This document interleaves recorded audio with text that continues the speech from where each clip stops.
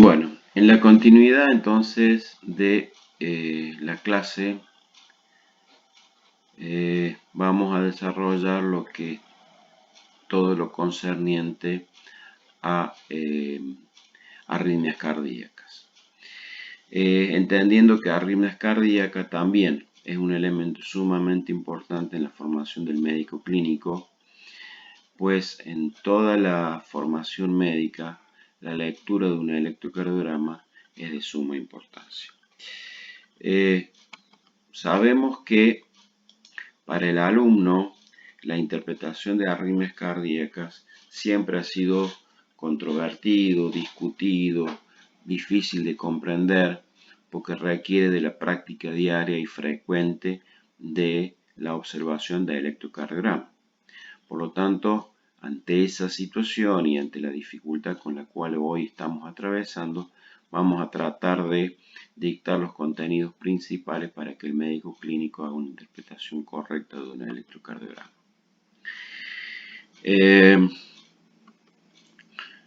Decimos entonces que las arritmias cardíacas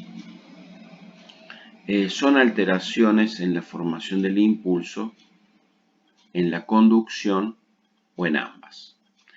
Entonces, definimos que la arritmia básicamente o se genera una alteración desde el inicio, desde el origen, en la conducción o en las vías de conducción o en ambas. Puede estar el problema en el nódulo, en la vía de conducción o en las dos. Recordando que la anatomía del sistema de conducción nos decía que nosotros tenemos un impulso que nace del nódulo SA, que baja a través de las conducciones SA del nódulo sinoauricular al nódulo AB a través de vías de conducción, que llega al nódulo AB, que por el nódulo AB desciende por las fibras de Purkinje y se distribuye hacia los ventrículos y por las paredes libres de los ventrículos. Entonces esto es un sistema gráfico de identificación de la vía de conducción del impulso eléctrico del corazón. Esto es lo que venimos hablando desde el inicio de la clase. Bueno, otra vez, entonces el nódulo SA, las haces de conducción auriculares, cómo se despolariza la aurícula derecha, cómo se despolariza la aurícula izquierda, cuando llega al nódulo AB, cómo baja por el tabique interventricular y cómo va despolarizando al ventrículo izquierdo y cómo despolariza al ventrículo derecho. Esto obviamente va conformando lo que nosotros vamos identificando en el electrocardiograma: onda P, despolarización de aurícula; QRS, despolarización de ventrículo; onda T, repolarización ventricular. Bueno, esto es lo que venimos hablando desde el inicio de la clase. Nuevamente, entonces el nódulo SA, el nódulo AB, el haz de His y las ramas de Purkinje, el nódulo SA con los haces internodales que van al nódulo AB, el haz de His y las ramas de Purkinje. Fíjense ustedes aquí como en rojo aparecen los haces internodales. Haces internodales, están en rojo, ¿lo ven? Internodales entre el nódulo SA y el nódulo AB. Pero aparecen allí algunos haces que son haces anormales, haces patológicos, que también tienen la capacidad de conducir en forma aberrante, anormal, no fisiológico, no sinusal. Y entonces aparecen algunos haces, el haz de Ken, el haz de James, el haz de O'Hare, el haz de Mahane. Y estos haces, que son haces anómalos, dan distintos tipos de arritmias.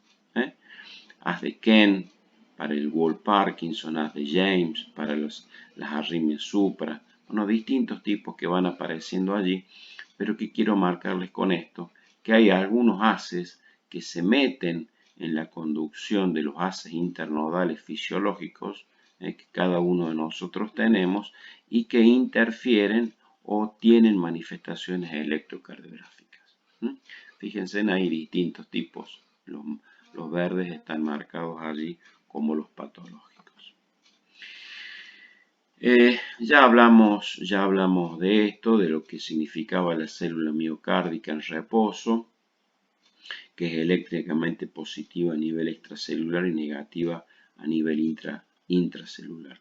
Recordemos en reposo, cuando se produce la despolarización miocárdica, en la fase 0 se producían las entradas de sodio y las salidas de potasio, y entonces en toda la fase 2, 3 y 4 se seguía produciendo la entrada de sodio rápidas y lentas de sodio y salidas de potasio hasta que se producía la activación de la bomba sodio-potasio ATP hasta que sacaba el sodio y metía nuevamente el potasio y se generaba nuevamente el potencial de reposo. Esto lo vimos cuando hicimos la evaluación de electrocardiografía. Y entonces en cada uno de estos movimientos iónicos se van generando los diferentes potenciales de acción que hemos ido viendo. El nódulo sinoauricular, el nódulo AB, la fibra de Purkinje y el músculo cardíaco. Y entonces fíjense en cómo configuran las distintas fases, diferenciando dónde esté la ubicación de la despolarización. Entonces, en el nódulo sinoauricular, en el nódulo AB, en la fibra de Purkinje, en el músculo cardíaco. Bueno, fíjense en ustedes entonces como esa onda P, que nosotros habíamos hablado que la onda P era una onda positiva que correspondía a la despolarización de la aurícula, que tenía un tiempo que no debía durar más de 0,08 a 0,10, es decir, 2 cuadraditos y medio, y tener una altura de no más de 2 cuadraditos entre tiempo y amplitud o intensidad. Fíjense en la onda P, entonces esta figura como una onda P normal, una onda P más bajita, de menos intensidad, de menos amplitud, y una onda P aplanada, una onda P invertida, es decir, tiene una deflexión negativa, acá tiene deflexión positiva, ¿con quién? Con respecto a la línea isoeléctrica, línea isoeléctrica, línea isoeléctrica, y entonces deflexión negativa, deflexión positiva, una onda P acuminada, una onda P acuminada, picuda, que van a leer por allí en algunos textos, en alguna bibliografía, onda P picuda, fíjense en esta onda P y esta onda P. Entonces esta onda P que es normal y esta onda P picuda. Fíjense en el tiempo, dura lo mismo, pero tiene una amplitud más alta. Con lo cual al tener más amplitud tiene más intensidad, tiene más movimiento eléctrico, tiene más músculo, tiene más células. Y entonces esto pueden corresponder a ondas P que tengan algún trastorno hipertrófico, agrandamiento muscular o dilatación auricular. Entonces las ondas P grandes de esta característica hablan de un músculo auricular grande. Perdón. Onda en meseta, onda difásica, tiene dos fases, fíjense, tiene dos pequeñas ondas, y onda bifásica, entonces esta difásica tiene doble lomo, y esta es bifásica porque tiene un componente positivo y una deflexión negativa, positiva, negativa, positiva, negativa, entonces difásica, bifásica. Difásica tiene dos lomos, bifásica tiene dos deflexiones. ¿Ok? Esto es lo que tenemos que ver. Bueno, nuevamente complejos del QRS, forma de complejo QRS, fíjense en QRS, fíjense cómo lo escribimos. Cuando la onda R predomina por la onda pequeña Q y la onda pequeña S, nosotros escribimos Q chica, Q minúscula, R mayúscula, S minúscula. Q, R, S. Q minúscula, S minúscula, porque son chicas con respecto a una R grande. En este otro caso tenemos una Q pequeña, pero una R grande, pero no tenemos S. Entonces acá dibujamos QR. No tiene S, fíjense, esta onda S acá no está aquí. Entonces QR no tiene S. Fíjense acá, tiene una Q grande, una R pequeña, y entonces este complejo se llamará QR. Fíjense en esta, tiene una onda Q grande, una R pequeña y una S profunda. Entonces se llamará Q mayúscula, R y S. Son las distintas formas en que podemos identificar los complejos QRS. QRS, QR, QR, QRS, QS. Son las distintas formas y de acuerdo al tamaño de la onda con respecto al resto de las ondas del complejo, iremos descubriendo. Fíjense en este QS. Tiene una Q que no alcanza a diferenciarse de la S, entonces esto se llama QS, no tiene onda positiva R. Distintas formas de conformación. Fíjense en RS, RS pequeña, RS grande, RS, R', RS, R'. Tiene dos R, ¿no? Qué raro, ya lo vamos a ver. Dos R. Tiene una R pequeña y una R grande. Entonces tiene una R, S, R' o R, S, R'. Si la segunda R es la grande, será R, S, R mayúscula prima. Y si la primera R es la grande, con respecto a la segunda será R, S, R', donde la primera R es la mayúscula. Distintas formas entonces de ver un complejo QRS o de anotarlo, de inscribirlo. Fíjense en este complejo QRS. Es un complejo ancho, y tiene una onda T invertida. Fíjense en la onda T que es positiva, normal, es positiva. Acá aparece una onda T negativa. Entonces este complejo que es ancho y tiene una onda T negativa, se dice que es un complejo ancho, aberrante, dismórfico, con una onda T que impresiona negativa y con deflexión negativa con respecto a su latido de base. Esto puede corresponder a una extrasístole ventricular. Fíjense, QRS aberrantes, anchos, bloqueados.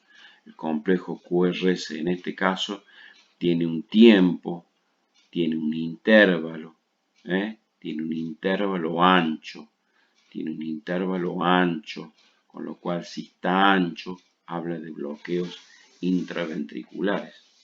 Fíjense, tiene un QRS empastado, le cuesta arrancar, onda delta, la presencia entonces de un haz de Kent en la taquicardia, en el síndrome de Wall-Parkinson-White, tiene un haz de Kent, tiene una onda de despolarización ventricular aberrante, haz de Kent.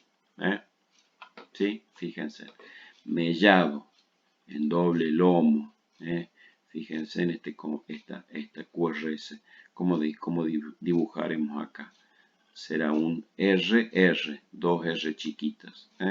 No hay ninguna, no hay S, no hay Q, no hay Q, y entonces tiene dos RR chiquitas. ¿Estamos? Bueno, fíjense en acá entonces la onda T.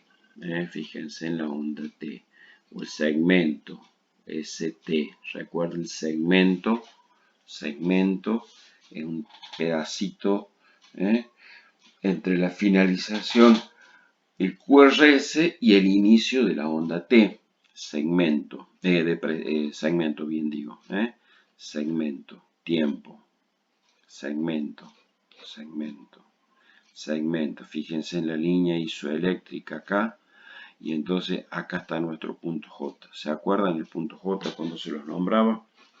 Bueno, fíjense, entonces esta es la línea isoeléctrica, el punto J está por arriba y entonces tiene un segmento ST con un punto J supradesnivelado. Entonces punto J arriba de la línea isoeléctrica, entonces supradesnivel del ST cóncavo. Fíjense acá, línea isoeléctrica, punto J acá arriba, supradesnivelado. Fíjense acá, línea isoeléctrica tiene un punto J con una onda T negativa. Fíjense en esto, punto J arriba, pero la onda T es positiva. Acá tiene el punto J arriba, pero la onda T es negativa. Diferentes formas en las que vamos a encontrar los segmentos ST. Cuando hablemos de ritmo, si el electrocardiograma registra la presencia de una onda P, la presencia de onda P siempre define un electrocardiograma con ritmo sinusal.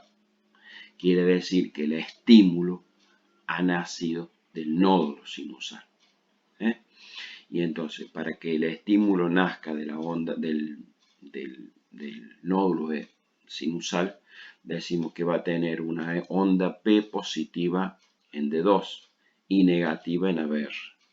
Positiva en D2 y negativa en ABR. Significa que la despolarización es auricular en sentido descendente, que tiene 60 a 100 latidos por minuto, que es una frecuencia normal de despolarización del nódulo sinusal, y que a esa onda P se continúa con un complejo de despolarización ventricular, se continúa con un QRS, que los R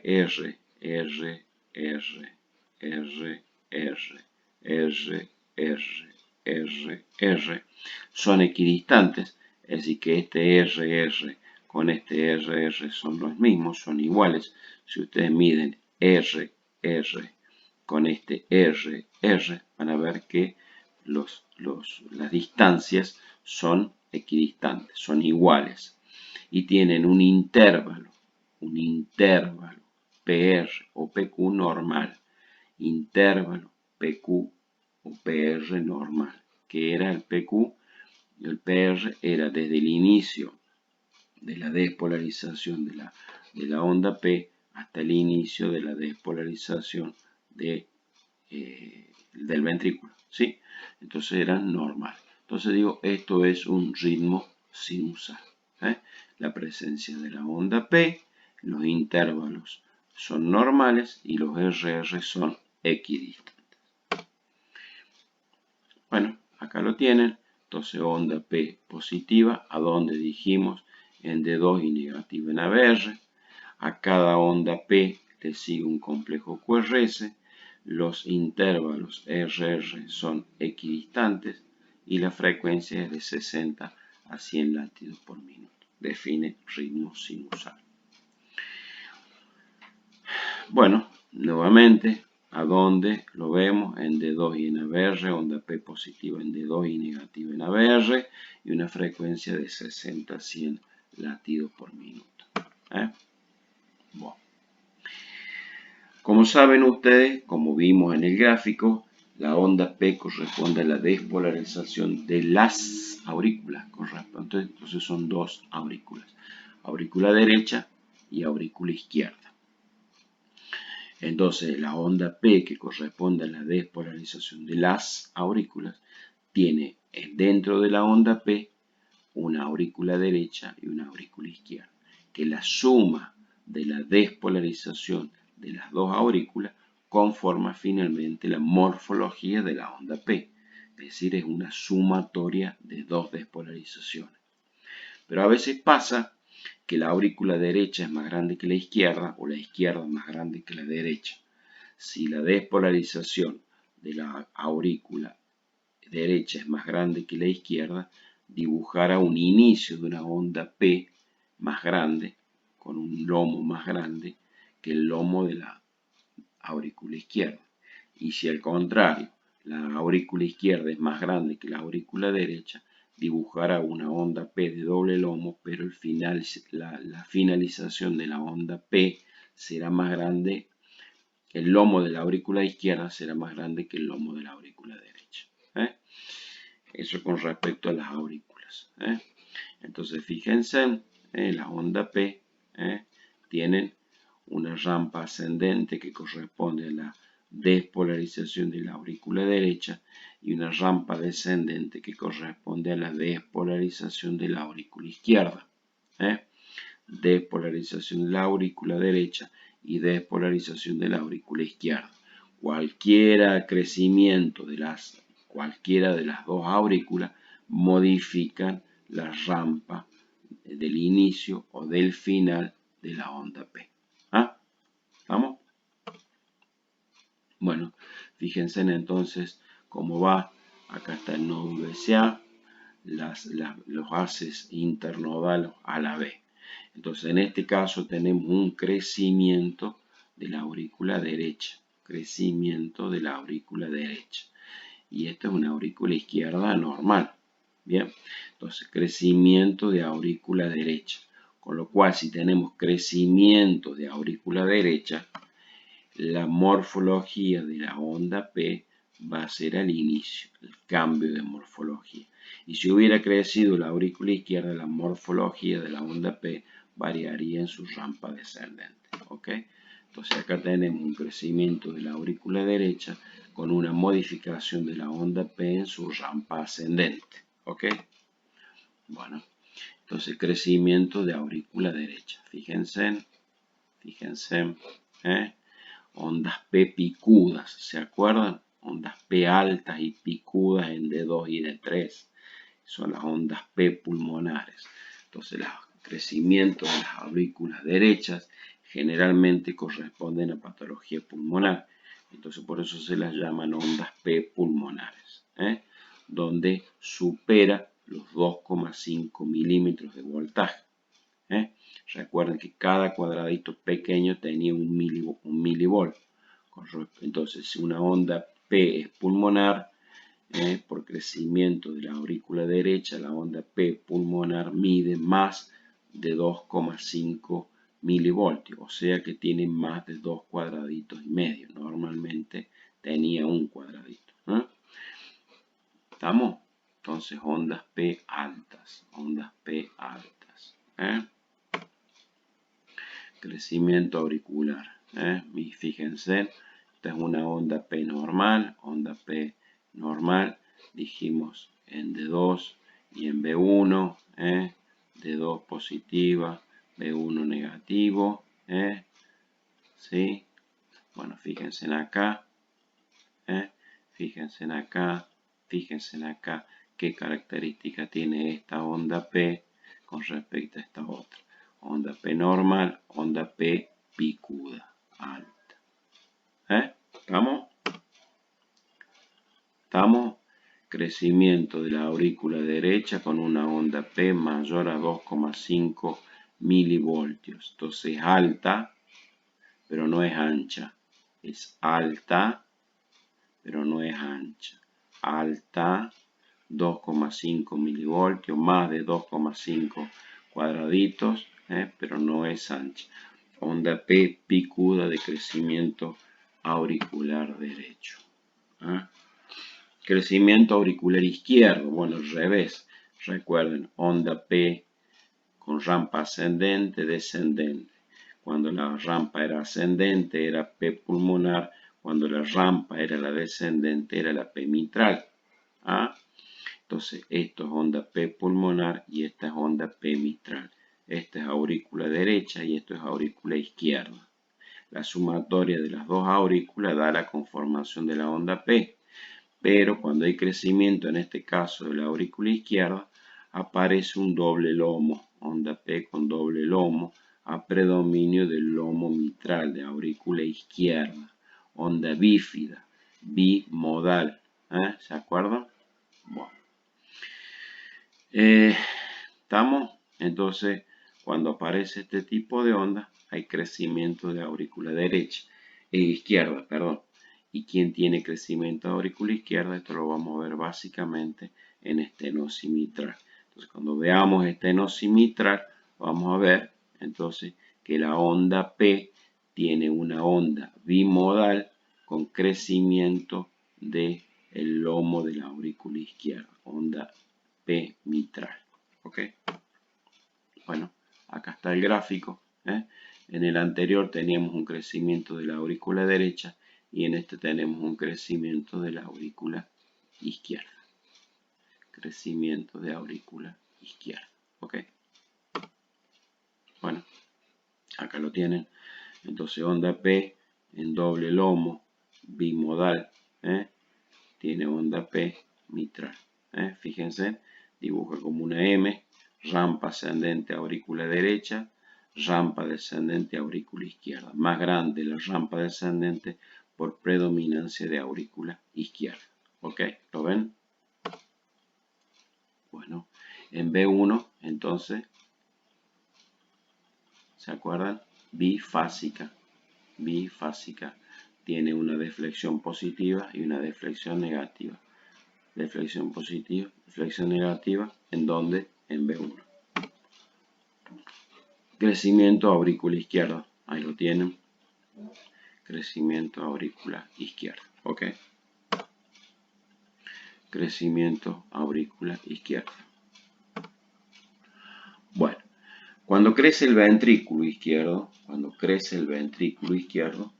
vamos a tener que observar básicamente cómo se comporta el QRS y básicamente en las derivaciones que observan al ventrículo izquierdo. Y las derivaciones que observan al ventrículo izquierdo son las derivaciones laterales del corazón. Entonces, en B5 y B6, que son los laterales izquierdos de la lectura del corazón, observan específicamente el corazón izquierdo. Y entonces decimos que para la interpretación de una hipertrofia ventricular izquierda, el que más uno habitualmente utiliza es el índice de Sokolov. Y entonces el índice de Sokolov, ¿qué hace? Mide el voltaje de la S en B1 o en B2 y le suma el voltaje de R en B5 o B6.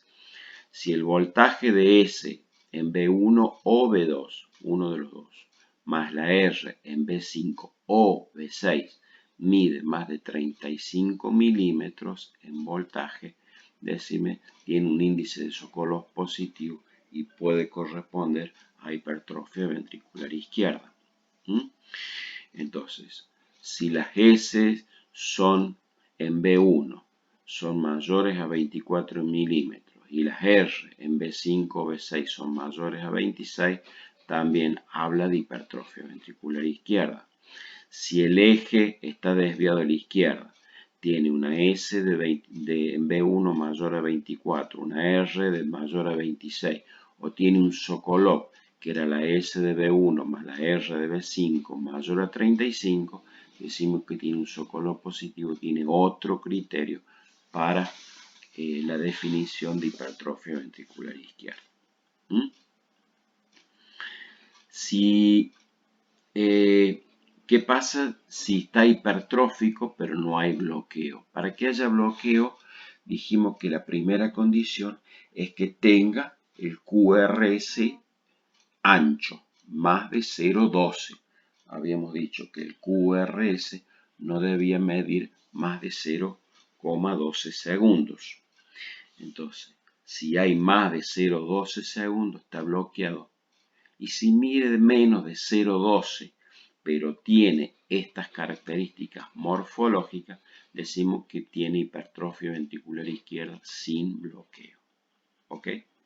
Entonces, el ancho del QRS no debe superar los 0,12 para que no esté bloqueado.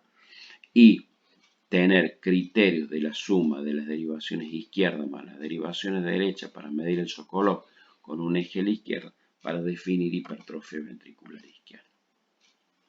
Bueno,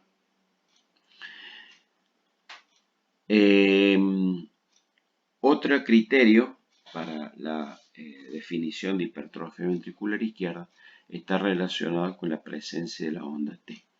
Entonces, las ondas T negativas y segmento ST desplazado hacia abajo en D1. Fíjense en D1, onda T negativa. ABL negativa. B5 y B6 negativo. Entonces, D1, ABL, B5 y B6, criterio de evaluación de onda T para hipertrofia ventricular izquierda.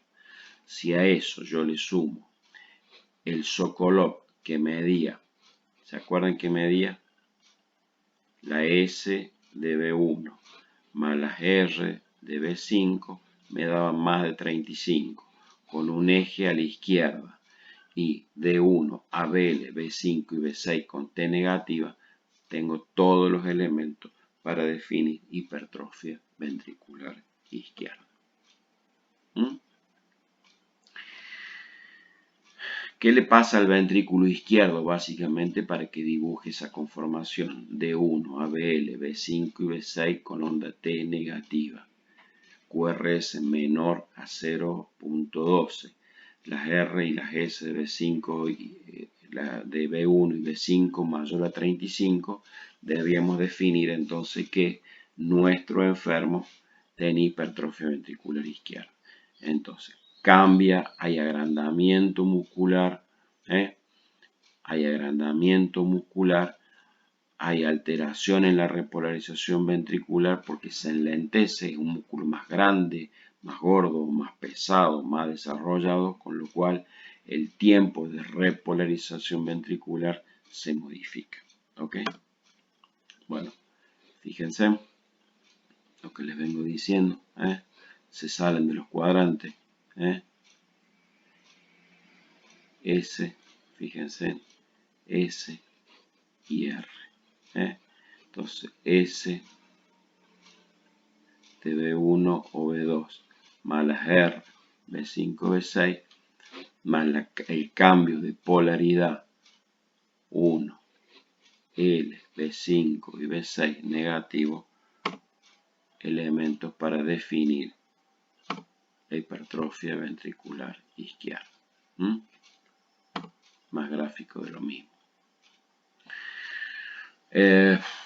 Bueno, no, esto no se los voy a dar porque los voy a complicar. Bueno, entonces izquierdo, dijimos hipertrofia ventricular izquierda. ¿Qué va a pasar en la hipertrofia ventricular derecha? En vez de crecer el músculo cardíaco, el músculo del ventrículo izquierdo, crece el músculo del ventrículo derecho. Por lo tanto, el crecimiento del ventrículo derecho va a ser exactamente al revés de lo que pasaba con el ventrículo izquierdo. Entonces, fíjense en ustedes, este es nuestro ventrículo izquierdo, que es el que hablamos recién, y este es nuestro ventrículo derecho. Entonces, este es el tabique interventricular a expensas del ventrículo derecho, y esta es la pared libre del ventrículo derecho. Entonces, este ventrículo derecho está grande, está hipertrófico. Bueno, entonces, este músculo que está grande, que está crecido, fíjense qué nos pasa en B1 y en B2 y en B5 y B6. ¿Se acuerdan qué nos pasaba acá cuando teníamos el crecimiento del ventrículo izquierdo? Teníamos R profundas, S profundas, perdón, en B1 y B2. Fíjense qué nos pasa acá. Acá tenemos R en B1 y B2, ¿sí? Con S profunda en B5 y B6. Exactamente al revés de lo que nos pasaba allá. ¿Está? El corazón, cuando crece a la derecha, el corazón rota, se produce la dextrorotación y se produce el crecimiento del ventrículo derecho. Y entonces el ventrículo derecho se hace mucho más anterior. Mucho más anterior. Entonces aparecen las ondas S en D1 y aparece S1 en D1 y Q3 hablando de la dextrorotación del corazón.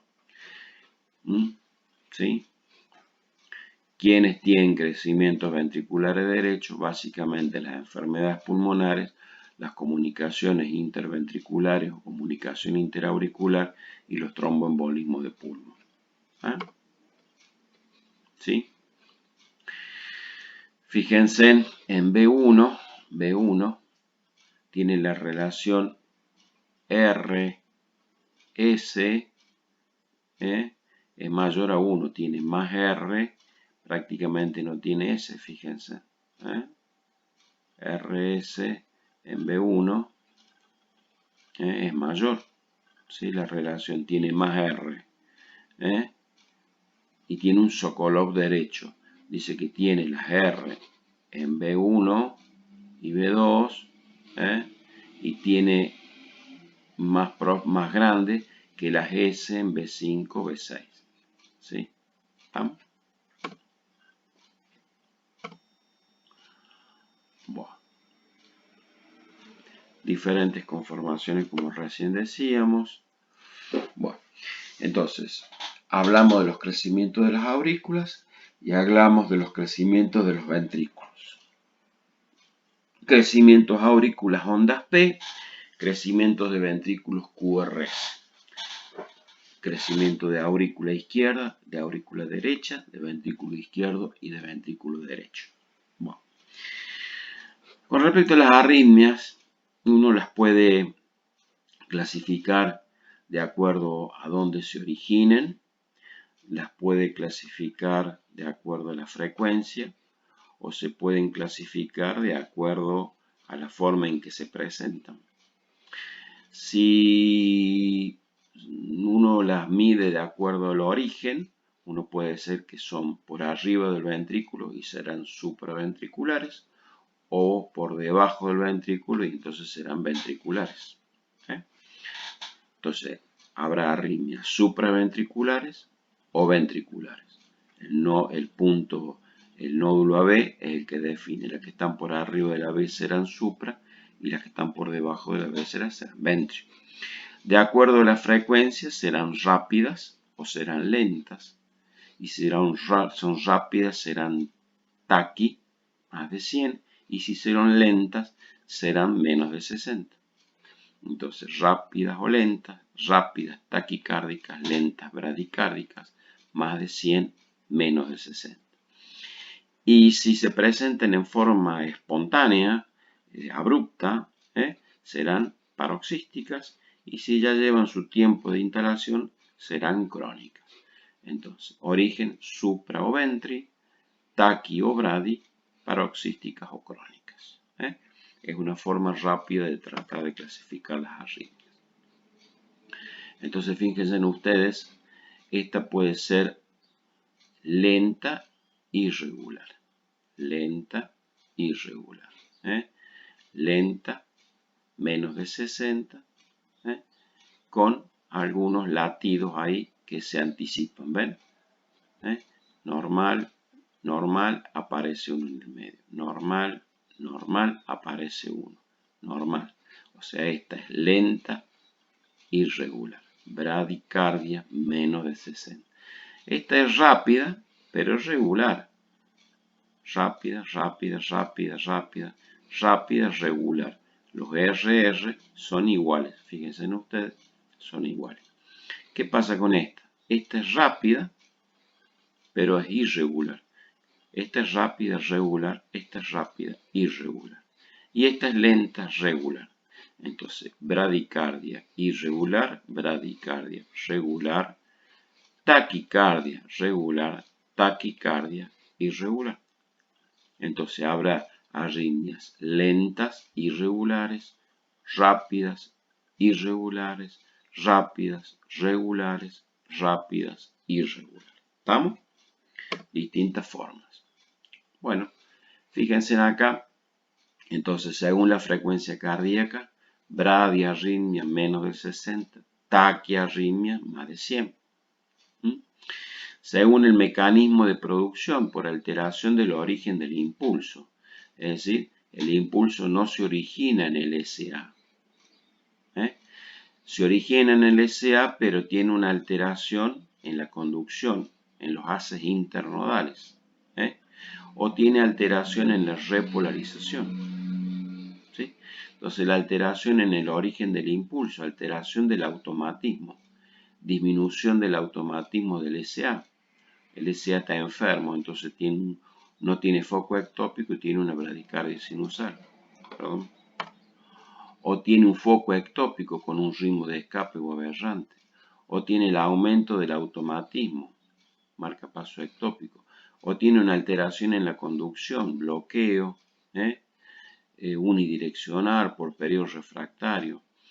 Tiene un haz que se meten en el medio, entonces aparecen los preexcitación, los Wolff-Parkinson-White, tipo 1, tipo 2, el Long-Gannon, el Magen, los tres síndromes de preexcitación, Wolff-Parkinson, Long-Gannon o Magen, por alteración en la repolarización precoces o tardía, según si son arriba o por debajo de la B, supraventriculares y ventriculares, y según si son rápidas o lentas, son brady, son taqui, tendrán bloqueo, tendrán extrasístole, tendrán flatter o tendrán fibrilación.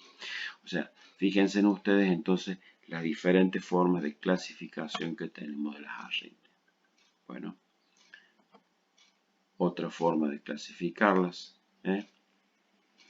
Entonces, bradicardia sinusal menos de 60, taquicardia sinusal más de 100, bloqueos cardíacos. En los bloqueos puede ser un bloqueo AB o un bloqueo de conducción. Para que haya bloqueos, recuerden ustedes, deberíamos tener siempre los segmentos prolongados, los ST, los intervalos, perdón, los ST mayores a 0,20, las extrasístoles, las taquicardias, etc. ¿Está? Distintos tipos de arritmias, ya vamos a ir viendo cada uno. Entonces, taquiarritmia, que podían ser supraventriculares, o bradiarritmias, que podían ser arritmias regulares o irregulares, todas por debajo de 60. ¿Y cuáles entran dentro de las taquiarritmias? La sinusal, la extrasístole auricular, el síndrome de Wolff-Parkinson-White, la taquicardia supraventricular, podían ser auriculares por reentrada B, el aleteo, la fibrilación. Las distintas formas. Y ventriculares, la extrasístole ventricular, el ritmo ventricular acelerado, la taquicardia ventricular monomorfa, la polimorfa, el flatter y la fibrilación ventricular. Fíjense entonces, las taquicardias pueden ser supra o ventri, supra por arriba de la B, pueden ser taquicardias sinusales, paroxísticas, el aleteo y la fibrilación, y dentro de las ventriculares pueden ser extrasístoles aisladas, sostenidas o irregulares. Bien. Y las bradiarritmias básicamente hablaban de bloqueo de conducción AB, o trastorno del automatismo sinusal o enfermedad del nódulo AB. Y entonces estas bradicardias podían ser bradicardias sinusales, frecuencias cardíacas por debajo de 60, enfermedad del nódulo sinusal con bloqueo SA, los haces internodales estaban bloqueados, o bloqueos AB. Los bloqueos AB tenían un segmento, un intervalo PQ mayor a 0,20.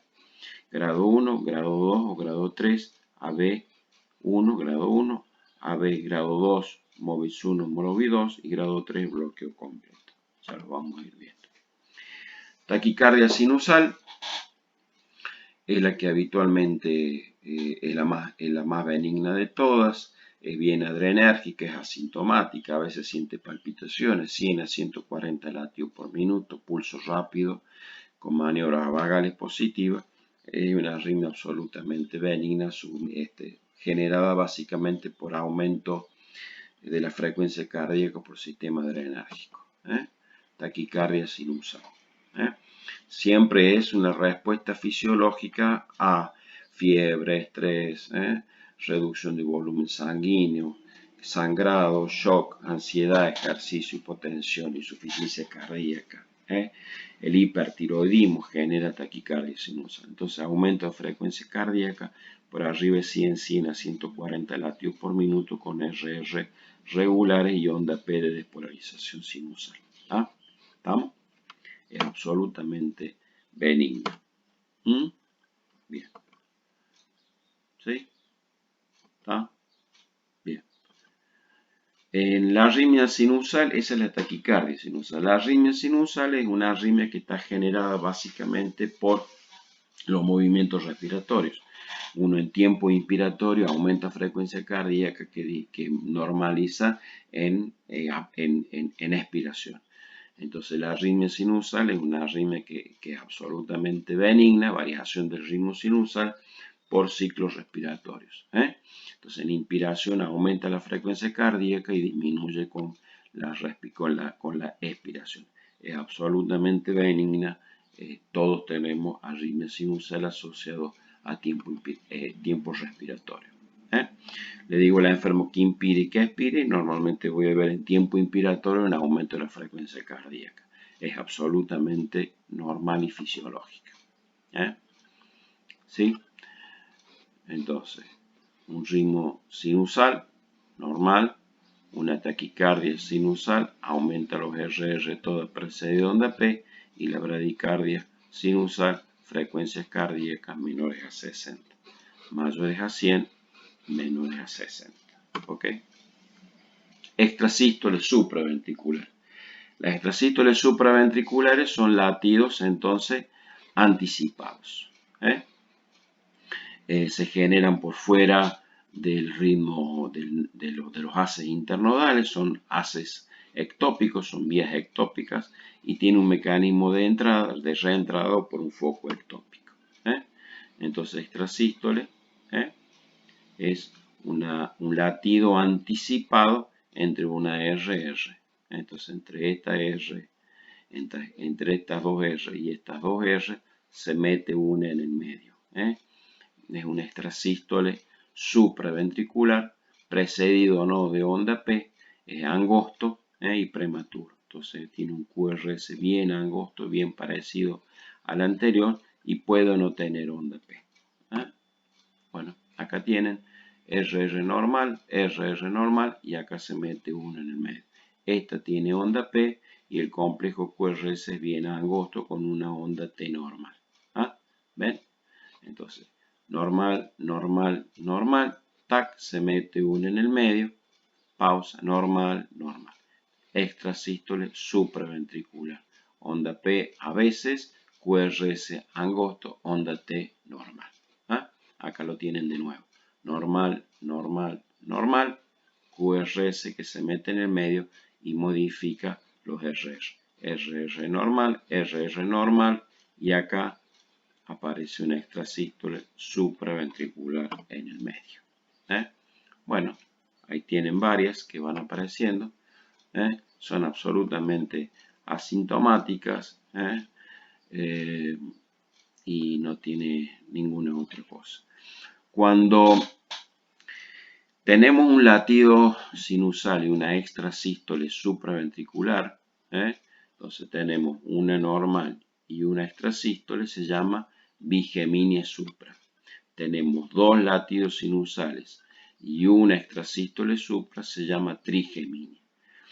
Tenemos un latido sinusal y dos extrasístoles supra, será dupla. Tenemos un latido sinusal y tenemos tres extrasístoles supra, serán triplas. Y cuando haya más de tres extrasístoles supraventriculares, será lo que se llama una taquicardia supraventricular. Entonces, un latido sinusal más una extrasístole supra es una bigeminia. Dos latidos sinusales más una extrasístole será una trigeminia. Una dupla será un latido sinusal y dos extrasístoles supra juntas. Y una tripla será un latido sinusal y tres extrasístoles. Y más de tres extrasístoles definiremos lo que es una taquicardia supraventricular. ¿Estamos? Bueno, acá tienen entonces, fíjense en acá. Acá viene una, viene otra, este es el de base, este es el de base, este es el de base y acá se nos mete una. De base, de base, de base, se nos mete la otra. De base, se nos mete esta otra. Entonces esto es una y una, una y una. Una normal, un extrasístole. Una normal, un extrasístole. una normal, una extrasístole. Esto es lo que llamamos bigeminio. Generalmente no tienen tratamiento. Bueno. El flutter o el aleteo auricular, entonces muchas veces son asintomáticas, son pacientes que tienen pulsos arteriales elevados, rápidos, 150 latidos, generalmente son regulares, y básicamente tienen una conducción 2-1-3-1. ¿Qué quiere decir?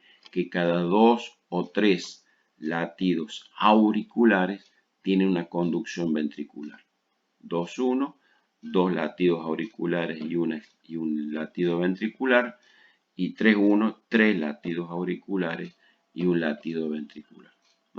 ¿Estamos? Generalmente no tienen onda P, onda en dientes de cierre, 250, 350 latidos por minuto. Son regulares. Tiene QRS normal y la frecuencia cardíaca depende del bloqueo de conducción. Bueno, fíjense. Entonces, tiene la onda P. Vamos a poner algunos que tengan. Acá está. ¿Sí?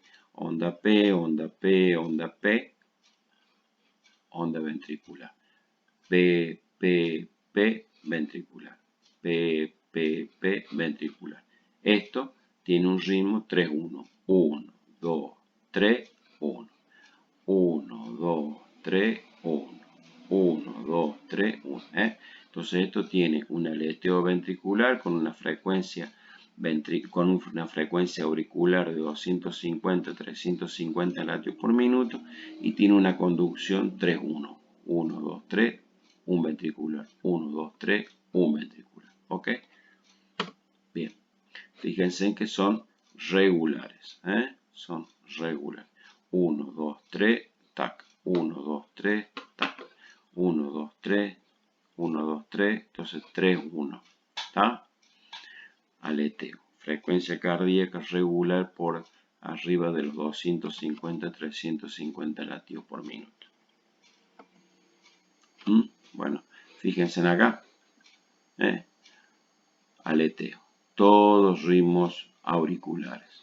Todos ritmos auriculares. ¿Sí? Con bloqueos de conducción AB. ¿Sí? Entonces tienen 1, 2, 3, 4, tac. 1, 2, 3, 4, tac. 1, 2, 3, 4 y pasa. ¿Lo ven? ¿Sí? Bueno, el tratamiento lo vamos a ver el año que viene. La fibrilación auricular también son rápidas e irregulares. La diferencia con el flutter o con el aleteo es que son rápidas regulares y estas son rápidas e irregulares. Son rápidas e irregulares. Vamos a ver un electrocardiograma. A ver, ahí está. Bueno, fíjense, entonces son bien irregulares. Los RR son bien irregulares. Son bien irregulares. No hay onda P. Son ondas F de fibrilación. No tienen onda P. Son rápidas, regulares. Fíjense en esto. Es bien irregular. Los RR son todos irregulares y no tienen onda P de despolarización, sino que tienen ondas F de fibrilación. Fíjense en ustedes acá. Entonces esto es normal. Los RR normales y una fibrilación auricular. ¿Sí? Ondas, intervalos RR, todas irregulares y la onda P no está esta onda P, sino que aparecen ondas de fibrilación. ¿Estamos? Bueno, fíjense acá, esto es un corazón normal y esto es un corazón fibrilado.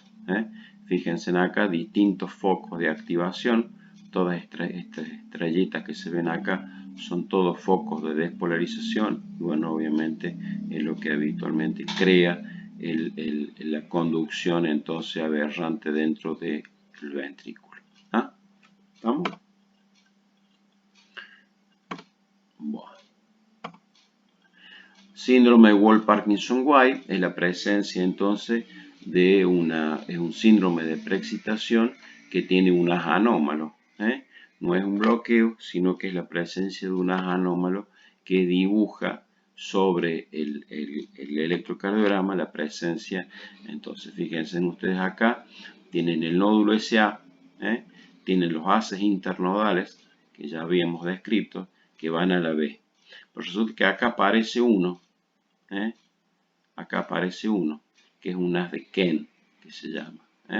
Y entonces este haz de Kent viene por acá, por la aurícula, y se mete en el ventrículo. Entonces, cuando se mete en el ventrículo, se encuentra con la despolarización a B, con la despolarización del SA, perdón, a la B, y dentro de la B se mete este otro. Y entonces le dibuja una muesquita al corazón, una muesquita, perdón, al complejo QRS, y entonces aparece la onda delta. Presencia de onda delta por presencia de haz de Kent en la despolarización del ventrículo. Entonces, la presencia de un PQ corto menor a 0,12, recuerden ustedes que era 0,12, 0,20, más de 0,20 bloqueo, menos de 0,12 síndrome de preexcitación. Si ese 0,12 que mide ese intervalo PQ mide menos de 0,12 y a su vez tiene en el complejo QRS una onda delta, corresponde a la presencia de un haz de Kent, y el haz de Kent con menos de 0,12 de PQ habla de un Wolff-Parkinson-White. Bueno, allá lo tienen, acá lo tienen, el haz de Kent. Entonces la despolarización y el haz de Kent. ¿Estamos? Bueno, ahí lo tienen. La extrasístole ventricular, recordemos, la supraventricular por arriba de la B, la ventricular por debajo de la B. ¿Son latidos anticipados los dos? Sí, son latidos anticipados. El supraventricular era un complejo angosto, la ventricular es ancho. Entonces, diferencia es un latido cardíaco prematuro. Por debajo de la B se produce en el haz de His, y generalmente es por reentrada. Entonces vamos a ver. Bueno, ahí lo tienen. Perdón, acá lo tienen. Entonces viene el latido normal, latido normal, latido normal, y acá se nos mete uno en el medio. Entonces fíjense en que esta extrasístole tiene un complejo QRS ancho con una onda T que es invertida. Entonces, invertido con respecto a esto. Entonces, onda T, complejo QRS ancho, aberrante, dismórfico, anticipado con una onda T invertida, habla de extrasístole ventricular. ¿Sí? Fíjense acá, aparecen dos juntas. Ritmo normal, ritmo normal, ritmo normal, ritmo normal, pero acá aparecen dos juntitas. Dos juntitas. Esto es lo que nosotros decimos las duplas. Dos juntas. Dos juntas. Duplas. Si aparecen tres juntas serán triplas.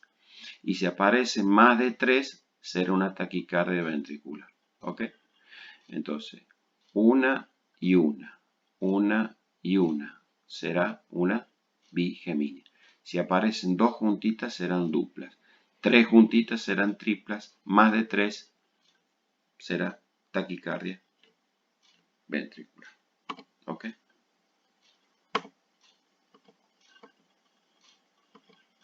Bueno. Entonces la taquicardia ventricular tiene QRS aberrantes, son anchos, más de 0,12. La onda T y el segmento ST se oponen al complejo QRS, una frecuencia cardíaca mayor a 100, y pueden ser de una forma o de varias formas. Entonces pueden ser monomórficas, todos iguales, o las extrasístoles pueden ser diferentes. Cuando son diferentes decimos que son polimorfas. Y entonces decíamos que más de 3, anchas, aberrantes, con una onda T que se invierte al QRS, que es invertido el QRS, decimos esto corresponde a lo que se llama a una taquicardia regular. son regulares con QRS anchos y aberrantes con una onda T invertido al QRS. Bueno, y la fibrilación, bueno, esto. Esto es bien irregular, bien onda de fibrilación. Acá la fibrilación ventricular es sinónimo de asistolia. Acá el corazón prácticamente no tiene funciones, un corazón atontado, fibrilado. El enfermo, la fibrilación ventricular es sinónimo de asistolia, es muerte ventricular. Eso lo vamos a ver el año que viene. ¿Está? Un flutter ventricular, fíjense, rápidos, irregulares, no hay onda T. Fíjense, es todo despolarización ventricular. Todo despolarización sin ondas de repolarización. Bradicardia sinusal, dijimos menores de 60 latidos por minuto, son absolutamente fisiológicas en los deportistas.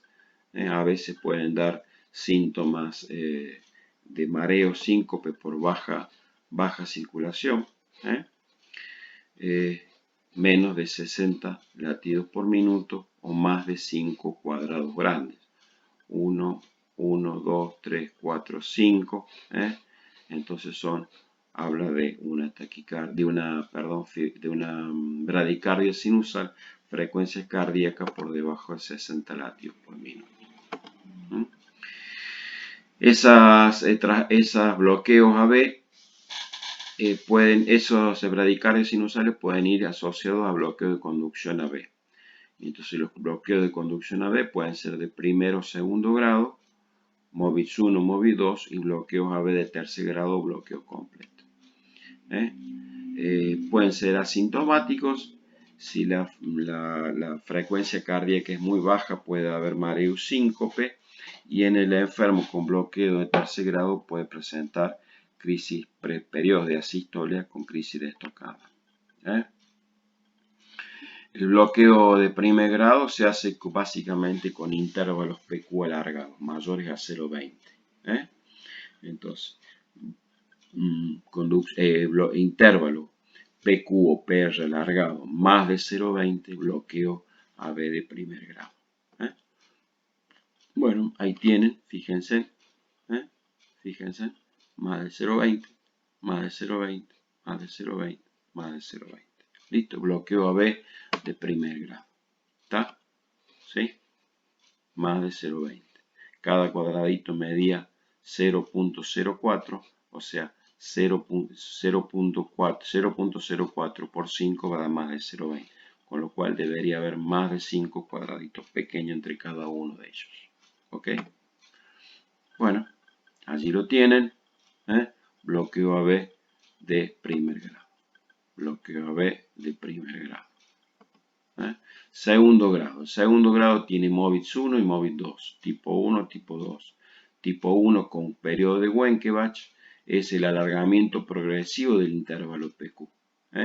Va progresando el intervalo 0,20, 22, 24, 26 y hay una conducción que no pasa, hay un latido que no pasa y entonces el alargamiento progresivo. Y el que pasa se produce una pausa. Cuando no pasa el latido, cuando pasa el latido y no conduce, falta el QRS y vuelve a disparar de nuevo. Entonces, fíjense, PQRS, PQRS, fíjense, y acá no pasa. ¿Ven? Acá no pasa. Acá pasa lo mismo. ¿Ven? ¿Sí? Bien. Bueno, fíjense acá, onda P, QRS.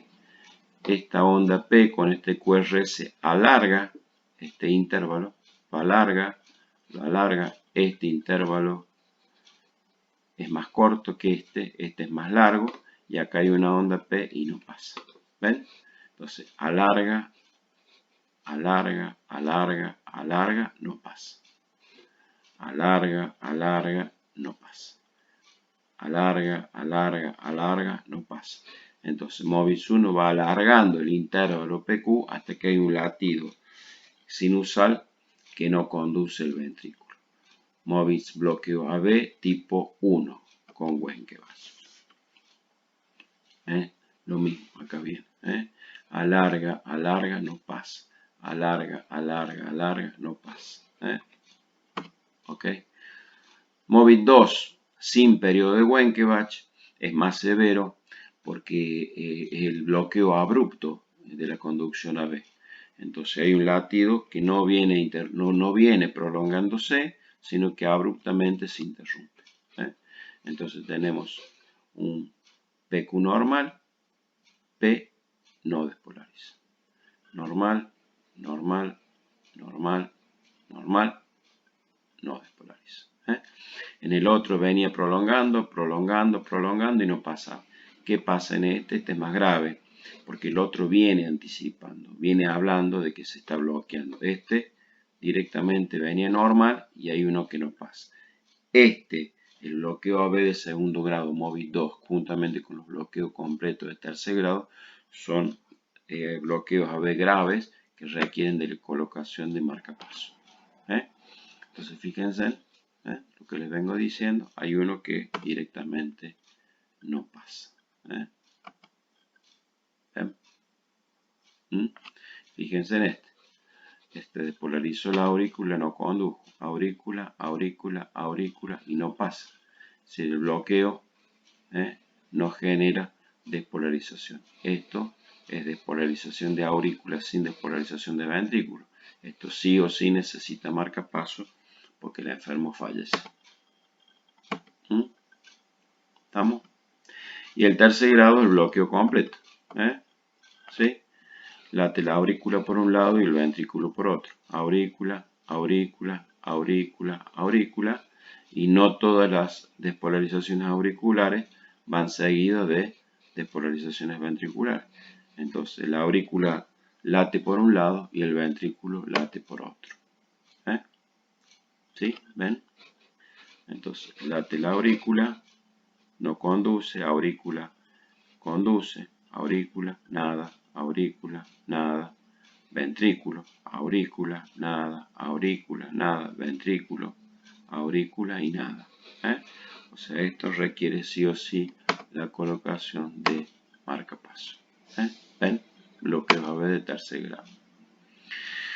Bloqueos completos de rama derecha. Los bloqueos completos de rama derecha, ustedes saben que la despolarización de los ventrículos tiene una rama derecha y una rama izquierda, y la rama izquierda a su vez tiene una anterior y una posterior. La rama derecha tiene una sola. Entonces, para que haya bloqueo de rama, la primera condición es que los QRS sean mayores a 0,12. Dijimos, primera condición, QRS mayor a 0,12. Que tengan RSR' o RSR' en B1, B2. Fíjense las morfologías de los complejos QRS. RS, R', R, S, R', R pequeña, S, R grande, R, S, R, S, R' en B1, B2. Con QRS mayores a 0,12 hablamos de bloqueo de rama derecha.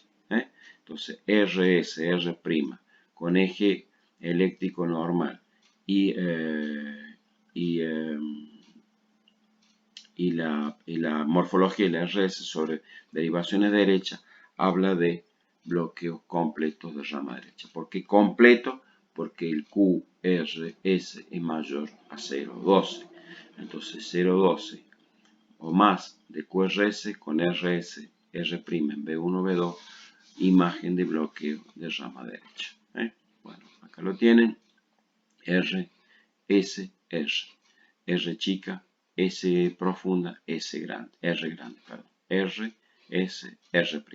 R, S, R' en B1, B2 y aparece una R grande en B5, B6.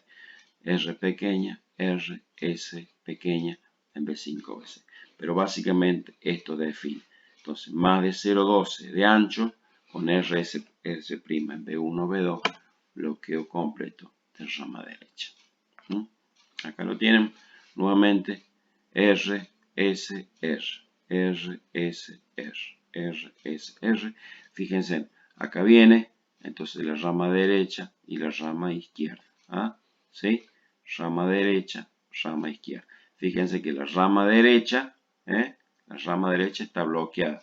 Entonces, como está bloqueada la rama derecha, el impulso no puede viajar por acá, sino que viaja por la izquierda.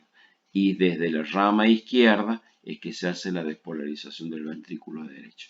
Entonces, la despolarización del ventrículo derecho es más lenta, por eso que mide más de 0,12 y se hace desde el tabique interventricular hacia las paredes libres. Por eso que dibuja R, S, R' en B1, B2. ¿Ah? ¿Estamos? Bueno, seguimos acá. Entonces QRS mayor es a 0,12. R, S, R' en B1, B2 con R profunda en B6. Imagen de bloqueo de rama derecha. Seguimos. Se bloqueó acá. La despolarización acá tienen unas anterior y unas posterior. Y entonces viene por el lado izquierdo y despolariza hacia allí. Y entonces dibuja R, R', B1, B2. Rama izquierda, completo de rama. ¿Por qué es completo? Porque el QRS mide más de 0,12. ¿Por qué de rama izquierda? Porque la rama izquierda está bloqueada. Entonces, ¿por dónde va a venir la conducción? ¿Por la rama derecha o por la otra rama izquierda que está sana? Acuérdense que la rama izquierda tiene unas anterior y unas posterior. Y entonces, ¿qué va a dibujar? Va a dibujar QS en B1, B2. QS en B1, B2 es ancho. QS, QS, QS en B1, B2.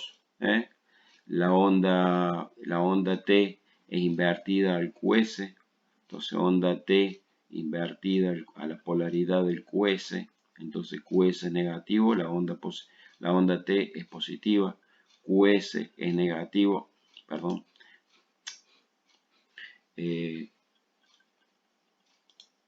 Entonces, QS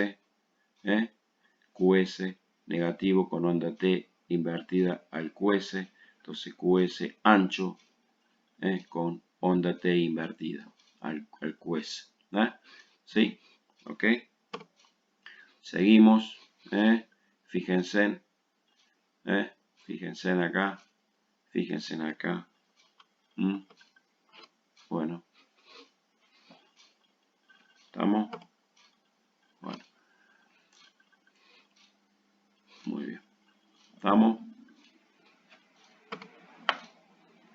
Bloqueo de rama izquierda. Entonces, como está bloqueada la rama izquierda, lo último que se despolariza es la rama izquierda. Y entonces te da en las derivaciones izquierdas, que son las que estudian el corazón izquierdo, te dan R, R', R, R', donde en derivaciones izquierdas, B5, B6. Mientras que recuerden que la rama derecha daba R, R' sobre derivaciones derechas, B1, B2. Entonces, rama izquierda, R, R', B5, B6, bloqueo rama derecha, R, R', B1, B2. ¿Ok? Bueno, entonces tenemos esto en D1, D1, R, ancha, empastada, con una onda T invertida al complejo de despolarización. En B1, B2 tenemos S profunda y en B5, B6 tenemos R, R' con onda T invertida al QS, al complejo de despolarización. ¿Ok? Bueno, fíjense, entonces RS en B1, B2 con imagen R, R' sobre derivaciones izquierdas. Bueno, con respecto a la cardiopatía isquémica, hay ondas de isquemia, ondas de lesión y ondas de necrosis. Ondas de isquemia, ondas de lesión y ondas de necrosis. Recuerden ustedes, entonces, que el corazón puede isquemiarse, puede lesionarse o puede morir. Entonces, la isquemia es la insuficiencia coronaria clásica, una arteria coronaria que tiene una oclusión, pero que le permite básicamente una irrigación, pero ante el esfuerzo, el mayor consumo miocárdico de oxígeno, el corazón sufre. Una vez que sufre, se lesiona, y una vez que se lesiona, se muere. Entonces, ondas de isquemia, ondas de lesión y ondas de necrosis. La isquemia puede ser por abajo del epicardio o por debajo del endocardio. Si son lesiones subepicárdicas, darán ondas T negativas. Si son por debajo del endocardio, subendocárdicos, las ondas serán ondas T alta y positiva.